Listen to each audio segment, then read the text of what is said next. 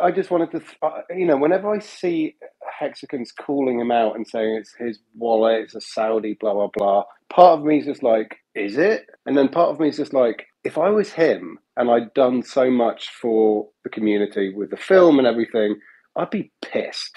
And that's not, I wouldn't want to rattle a tiger's cage. And I just wonder, like, I haven't seen anybody like standing up for him. And I just wonder whether, I'm just saying, what I'm trying to say is, I haven't seen anybody stand up for him. And if he deserves standing up for, and you did it, or somebody else in your domain or status, that could be a really good thing. So I'll give you guys the 411 on it. Rackham is my good friend.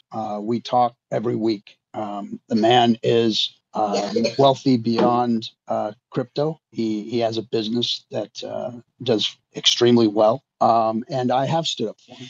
And I stay away from it because he asked me to stay away from it and quit defending him, because it just brings more heat all over and just more memes and more just idiots talking about things they don't know anything about. So here I'll lay it on you guys as far as my relationship and what I know and what I've seen and what I can answer to about my friend. And I don't like talking about it often because there's always something said that just brings up the issue again, and then the plebs come out of the woodwork and do stupid. So here's the thing. He has a business that invests in crypto. There were a bunch of investors that got in. They pumped Hex in the beginning. They were one of the Hex whales. They pumped the price. So all of us who went up to sacrifice dollars and had lots of dollars at the 56 cent range, 54 to 56 cents range, we should have been grateful to Overwatch Partners and Rackham for pumping the price then and getting us all to be able to sack. Now, they were also one of the biggest, they were the biggest sack wallets for both Pulse and PulseX. So guess what? They put a lot of dollars back into the system, into Richard Hart's pockets. So if ever Richard Hart does use that value to benefit this system, one of the places that should be thanked is Rackham and Overwatch Partners for doing so. Now, during the bear market, Overwatch Partners, some of their clients that did get in, also sold big bags at the bottom, creating an even deeper bottom for people to have a great entry. So to say something about the man who was working on putting an exchange together, by the way, that exchange was put together by another group of crypto people through the Saudis that they were working with. Saudis didn't want to work with the Hexagon community because of the racism they saw online on Twitter. So that's why Rackham ended up leaving Twitter and getting away, because of all the plebs that they did to ruin a deal that was supposed to be taking place. And now that deal has ended up elsewhere in another chain. So all this stuff that these maxi hexagons do creates real problems and shows real ignorance to what really has been going on. And people can debate me all they want about it, but I know the facts. I know what has happened. And on top of that's all why I asked. I knew it was something like that. I really appreciate you being so forthright. Yeah, and on top of all of it, my friend Rackham has a condition that makes him not able to socially respond to people in maybe an appropriate manner. And it's no excuse, but that's just the guy he is. He's very, very smart on one end, and then on another end, he has issues with communication in a normal setting. But my friend and I have worked through that. I understand him, and I know what he goes through, and I know the struggles he has in life because of all of it. He and I both have something in common. We were both homeless around the same times because of, either it was, my challenges and his challenges we ended up in the street, but we've changed our lives, and done things.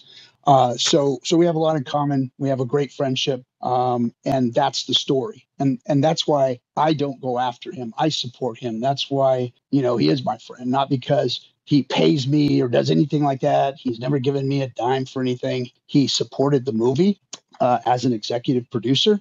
He asked not to, be kind of involved with too much more of it because of all the stuff that's going on in the community and how hard they go at him because they don't understand him and he doesn't have the ability. Too bad, eh? Yeah. So that, can I touch on that with you? Yeah, and so here's the thing: they won't come back, and they're not going to buy any more bags now, and that's a shame because we had a whale that was outside of Richard or anybody else in that community or whatever that was buying big bags.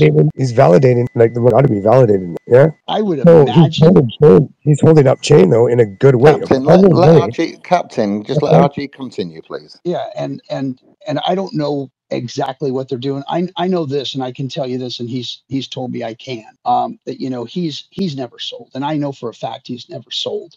But Overwatch Partners has, and you guys have seen that. And people have accused Rackham of selling, and that was Overwatch Partners, and that was their clients that were selling, and they sold the bottom. So that is what it is. But that's what I do know. Now, as far as what their involvement is, I don't think that they're going to be purchasing anymore. I don't think that they're going to be involved in the ecosystem like they were before, and that's just too bad.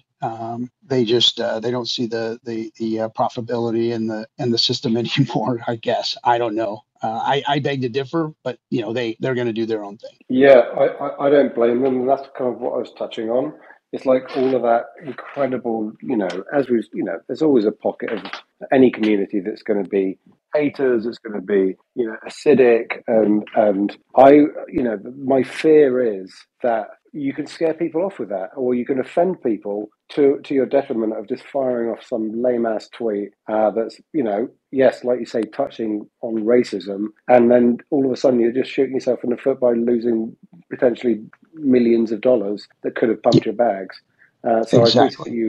I appreciate you explaining that to us. And I was very frustrated, but I couldn't say anything at the time of what was going on. But now it's public news that exchange that was created by the Saudis was set up somewhere else, and the deal was lost from this community. But it is what it is, and I knew it was going on at the time, and I did want to say things, but I couldn't because it was real. And people think that it's okay to just meme things and be racist and say stupid stuff like that. And it's not. It really isn't when it comes to. There was some bullshit there, RG. Like there was some like racist memes that were made. In all honesty, there was. Yeah, there was, and that's where I draw the line, man. When I start hearing people go racism any direction, any way, I back off. I can't participate in that. I can't be a part of it.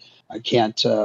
If you think it's funny, if you think it's okay, I don't even touch it. I won't.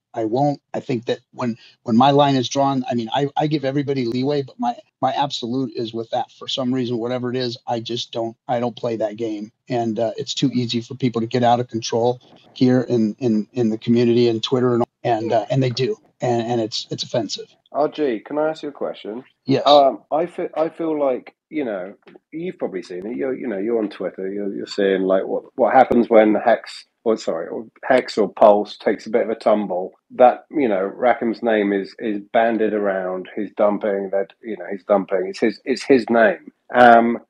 I feel like it would be a real positive thing if it's not you for whatever reason, that's fair. But if somebody could have a chat with the likes of Corey Costa or something and just explain what you just said to us, I think it would be very valuable for everybody to stop being fudded out, because it's massive FUD when you see his name and people say he's dumping, and it's endless. If he's not dumping and there's evidence, or he can come forward or somebody on his behalf and go, look, it's just not him, I think that would be invaluable. Yeah, him and his team won't. His team doesn't want to be involved with any of it. They don't even like me talking about it, so that's why I don't. Every once in a while, I feel compelled, just because I can only go so much without saying something, and I see it all the time. You're right. And I do every now and then say something, but it just turns into a meme. It turns into somebody attacking me. And it's just like, just like they told me, look, it's not worth it, RG. You don't need to take any more bullets for us, and I had a really heated conversation with them. I said, no, but it's not right. This is what I know. And they're like, don't worry about it. We don't care. We're backing off of the whole thing. We don't want to deal with it. We can't have our businesses associated with, the idiots and the racists and all that stuff. It's not worth it. So don't put yourself in that position. Let them go ahead and talk. So it bothers me, but it's gotten to a point where it doesn't anymore, because I know that it's not going to change my opinion, or what I say is not going to change it, because they'll just call me a liar. they'll just call me, a sycophant or whatever. And, and they're right. That's what's going to happen. And it's just not worth it. It just turns into a fight. But those people who care and know, you guys can spread the word or whatever.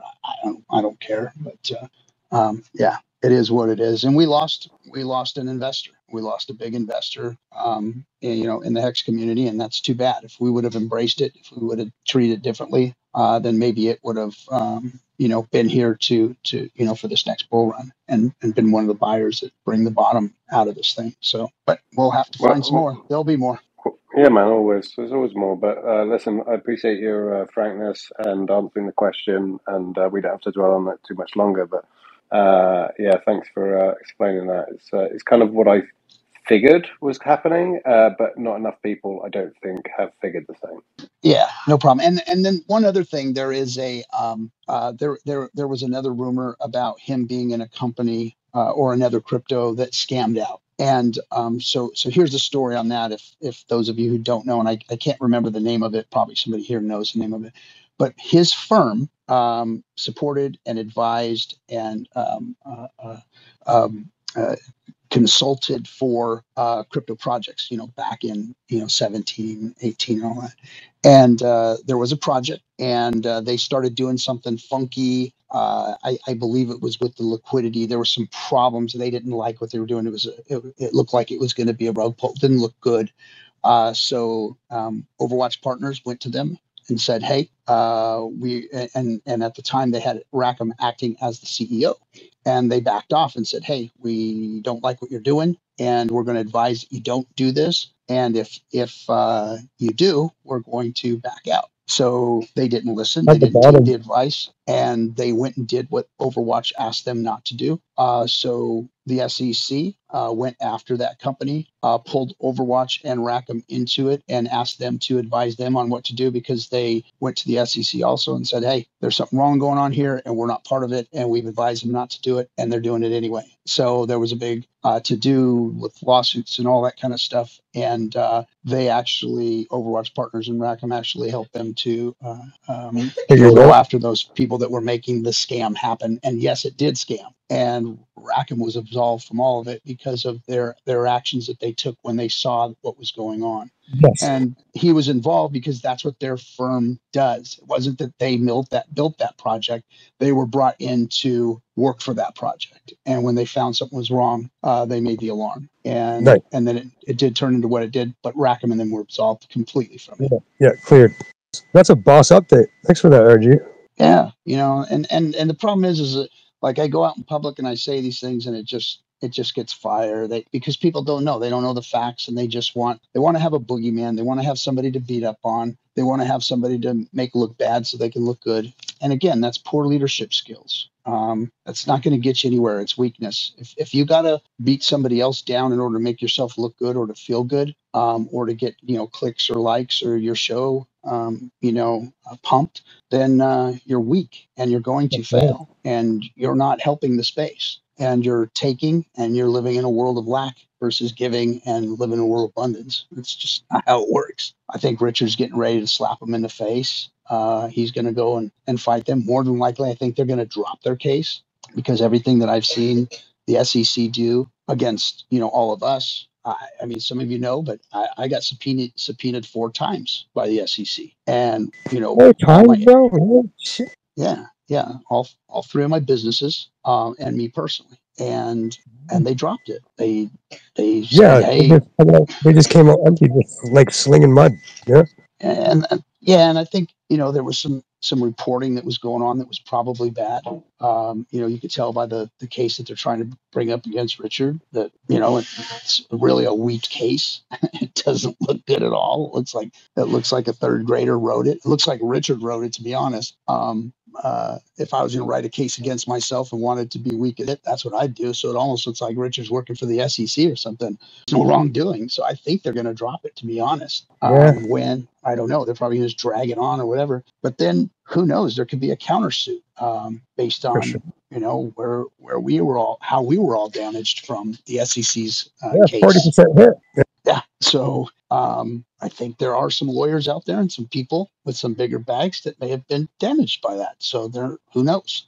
So I think that, we're sitting in a good regulatory place. I just don't know in general what the bigger picture is going to look like, the macro regulatory. And that's what I'm concerned about. And that's why I'm really trying to get people to come together, because we, as a community, a crypto community, I'm not talking about just the Hexicans, whom I embrace and love and are, part of me. But the bigger crypto community has to come together and go up against this and say, hey, DeFi is the way. Hey, you guys can't take this from us. Richard's freedom of speech movement, that's going to be big. This is how we can go do that, instead of going and trying to tear capitals down and protest in the streets with torches and shit. Let's go and let's take it to the legal route. Let's take it to the people and say, hey, people, do you want them to take this money from you? Let's show you what this is. Let's show you how this fixes money. Do you want them to take this from you? Because I'm seeing politicians every day sending me messages going, everybody here, that the whole saying, money doesn't make you happy. Well, I got news for you. I got some real news for you. I've been broke and I've been wealthy, and I sure do like being wealthy a lot better than I've been broke, living on the streets eating ketchup packets.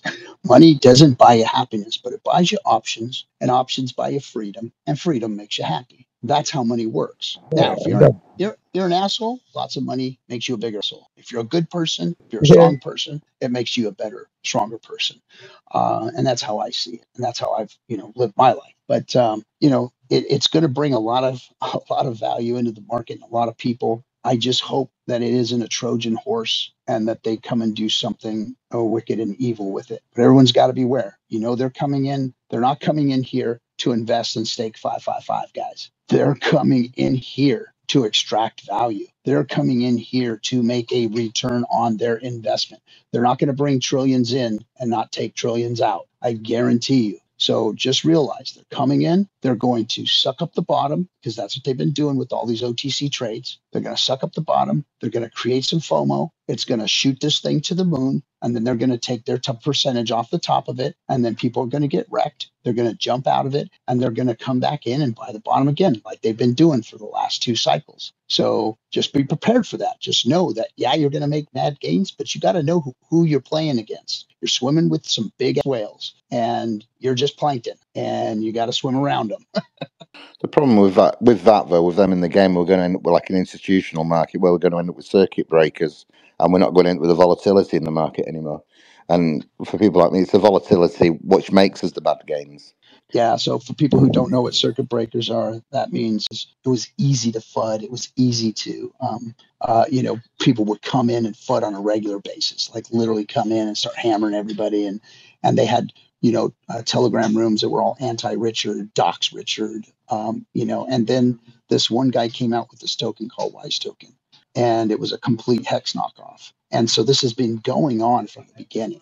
People have been coming into this community trying to break it down. And then they'd come after us, those of us who were, dyed-in-the-wool Hexicans, and it would turn into a big, fight. But it's been happening from the beginning. So it just gets tiring. And then there was Hexy, and then everybody was mad at Trevon for his Hourglass games. And, it started actually there with Trevon and his Hourglass games. And but Richard allowed it and said, "Hey, give Trayvon a chance. He's trying to change his stripes here." And and Richard embraced Trayvon, and and he got a bunch of but it hasn't changed. There's nothing new under the sun. We're always going to have detractors and people. I find it fascinating. I like RG3. I trust him. It's like, he's gangster OG, and it just doesn't feel like that's the man that's going to be lying about it, No, I agree with you. It was very straight and direct. The reason. Hey, what was the gist of the Rackham thing? Quick recap. Basically, he was. I don't know how it started. Where he just started talking about Rackham for some reason, and I kind of let him talk, and he was doing his talk, and I went back to him and was like, "What? Talk to me about Rackham and your relationship, and like all of the FUD that comes whenever there's a drop in Pulse." And he basically said that Rackham has never sold, but he was involved with Overwatch and maybe still is. And because of the Hexagon, drama when it comes to Overwatch and basically racist kind of posts about the Saudis, blah blah blah, that they just got out. But and if they and if that hadn't happened, they were about to set up an exchange on Pulse, but because of all of the crazy Hexagon toxicity, they got out. But Rackham, apparently, he says, who is a friend of his and is a business, guy. He's never sold personally, but Overwatch did get out and I guess dumped. And so he was just kind of. He explicitly said what should have been the bottom on Pulse. They sold it because of what was going on. Oh, okay. So yeah, that's the bottom. I mean, I think they were memed like crazy. Yeah, everyone had. There was crazy memes against him. There was crazy memes about Saudis, about Rackham. Saudi friends, I remember. All of that. Yeah. It's fun. It is funny. It has been funny, but it's also toxic and has basically cost Hexagons probably a few zeros along the way. I'm not saying that they're not going to be recouped, but I'm saying it cost us. He is the one who said that's the bunch who pushed Hex from a cent to 10 cents. Yeah, it was. That's kind of why I was interested in it's a small room, and he just dished it out, and it was kind of fascinating. I don't know if you guys agree with this, but I see it two ways. Like I see it. Yeah, that's one thing. There maybe was some stuff. I mean, the stuff that I saw was just really comedy. People were putting these these whatever profile pics on. It didn't seem very toxic. But the other side of it I see is like a freedom of speech thing. I'm like, if somebody's that easy to shake out, maybe they should be shaken out. Because if you really, really know the value of an exchange that you're building, you wouldn't scrap it over like 1/100th of the community. I don't know if you've ever worked with people from the Middle East, but they don't like. I have. They don't like. I have, but the thing is, I have. But the thing is, when I look at it, I'm like, you have to believe in what you're building enough not to be shaken out by something as trivial as that, right? This is like, if you think about the totality of Pulsechain, the people on Twitter are like 1/1000th or 1/10,000th of that group, and the people who were memeing that stuff were a fraction of that group. So it's like, if you can be shaken out that easy, it's probably better that you didn't get 100x. If you really believe in the tech and you believe in the future, you know the value of that exchange, and you wouldn't scrap it over something trivial like this. In my opinion. I mean,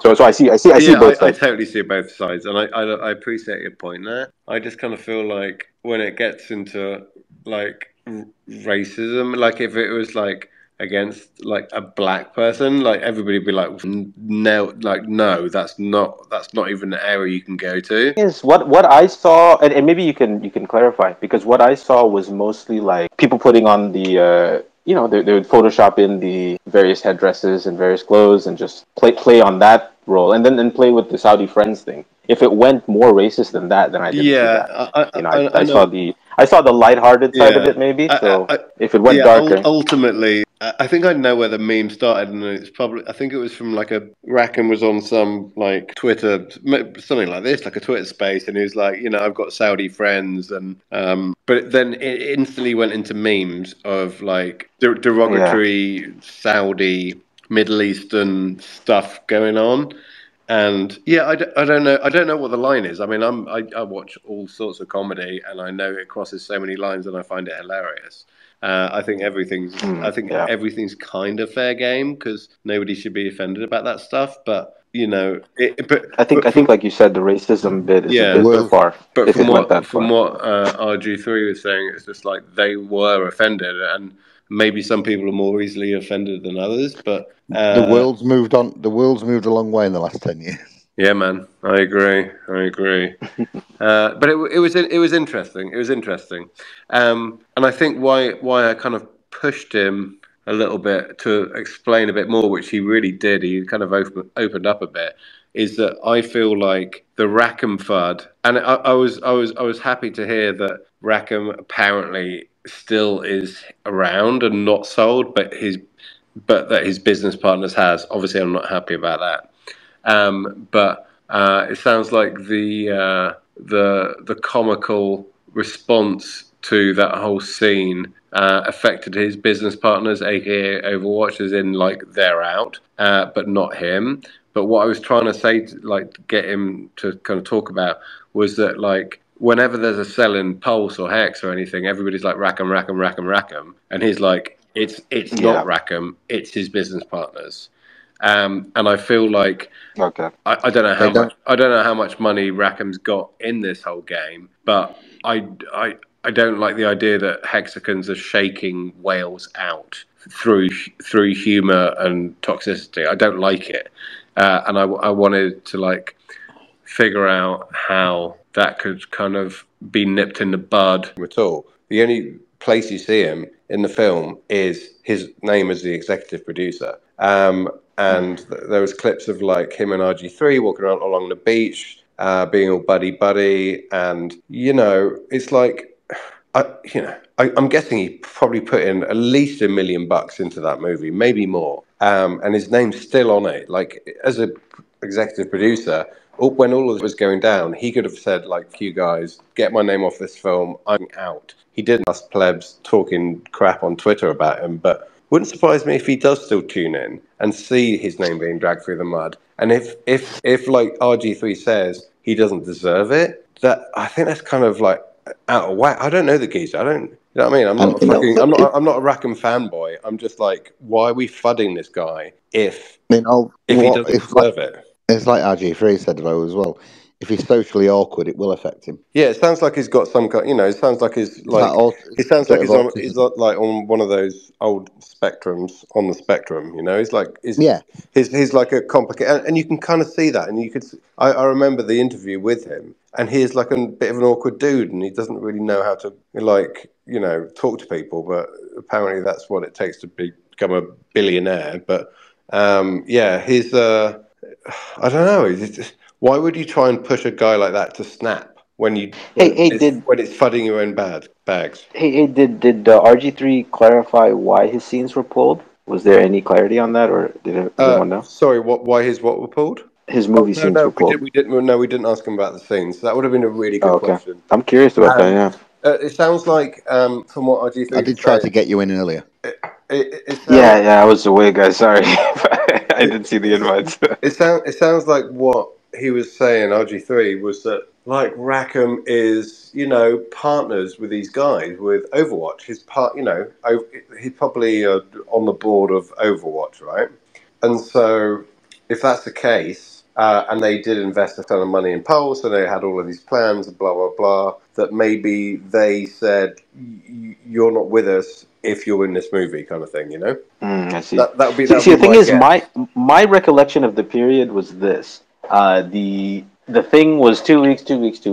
We were preparing to launch May 15th, 2022. And then it seemed like it wasn't going to launch during that period. And then Rackham started, talking about, these delays and Saudi and Russian friends and all that. And then he became, he got turned into a meme, right? Yeah. Well, he basically walked into meme territory. Of course it did. It's like, he bent over and showed his Saudi arsehole and he was like, please meme this. So the thing is, my curiosity, and probably I'll never get a clear answer, but were they more pissed off about the delay, or were they more pissed off about the memeing? I would expect the former. I would expect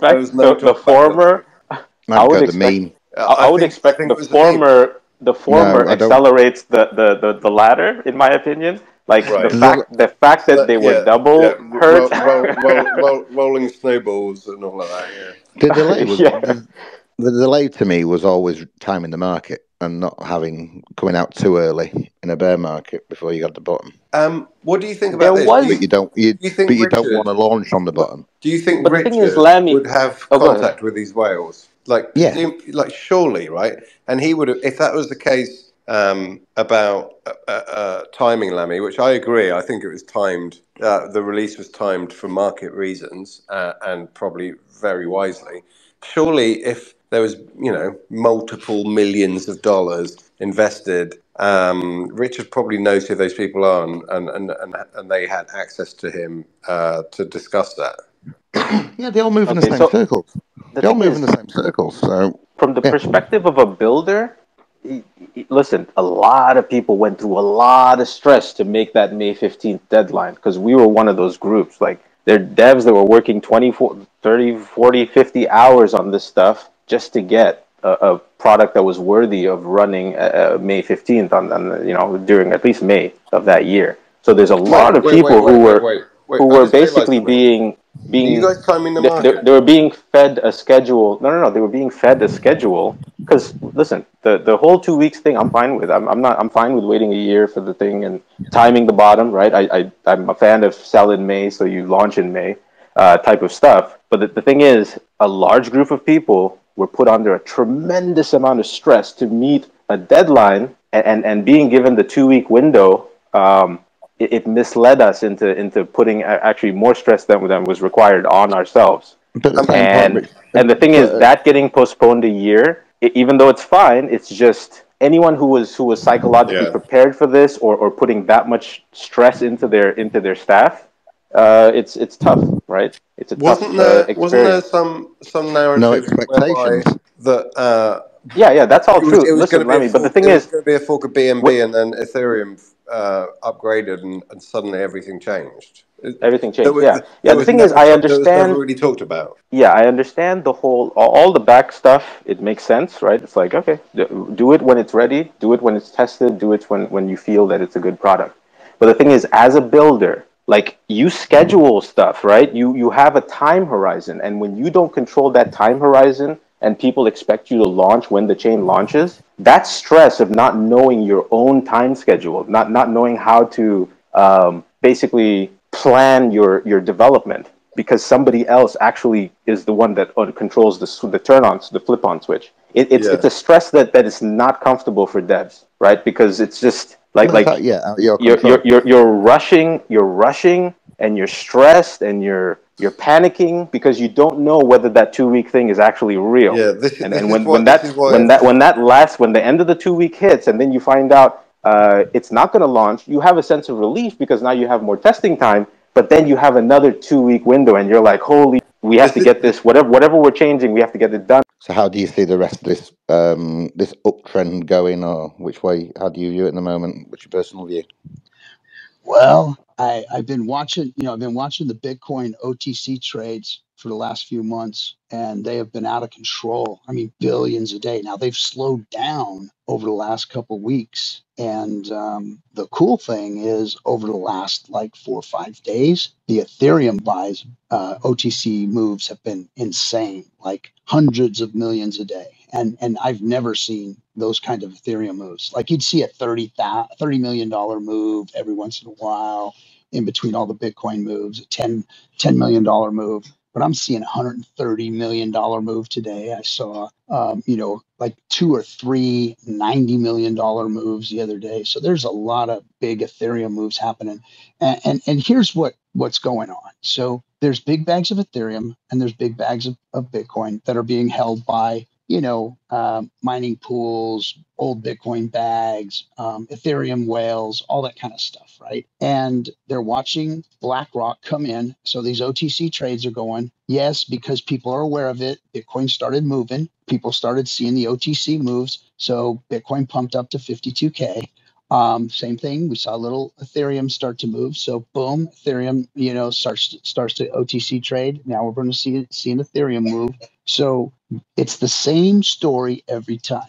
Bitcoin maxis, the big bags, they know that they're only going to 1.5x or 70% move or whatever, a 1x or whatever. That's what Bitcoin's going to get. And these big bad guys know that, and they know what's going to move. They know Ethereum is going to do a few x's. Yeah, it'll outperform that. Yeah. So they're gonna move, and they're gonna move into those bags, and then they're gonna start pushing into the altcoins like they always do, because they know that there's going to be multiple X's on some of this stuff, and they're going to get their little piece of it. And that's how we always see it. It goes Bitcoin season, Ethereum season, altcoin season, Bitcoin season. There's, and the bull market just keeps chugging like that.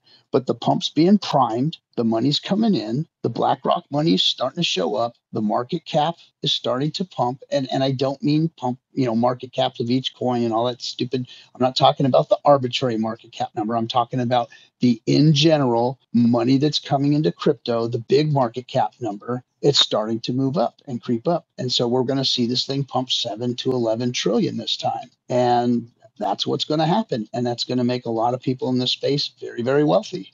And it's still to be seen what BlackRock and Fidelity and all of these things are going to do to the crypto space by doing this. I don't know. They're going to own most of the damn Bitcoin.